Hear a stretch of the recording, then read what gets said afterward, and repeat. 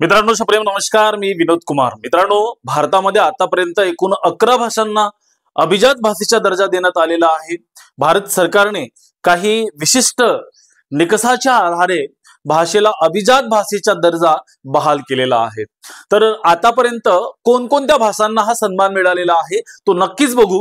तत्पूर्वी आपण जर माझ्या चॅनलवरती नवीन असाल तर नक्कीच माझ्या चॅनलला सबस्क्राइब करा, व्हिडिओला लाईक आणि शेअर करायला विसरू नका। चला तर मित्रांनो अभिजात भाषा म्हणून सुरुवातीला 6 भाषांना हा सन्मान मिळाला आणि त्यामध्ये पहिली भाषा आहे तमिळ, ज्या भाषेला 2004 मध्ये अभिजात भाषेचा दर्जा देण्यात आलेला आहे आणि अभिजात भाषेचा दर्जा मिळवणारी ही पहिली भारतीय भाषा आहे।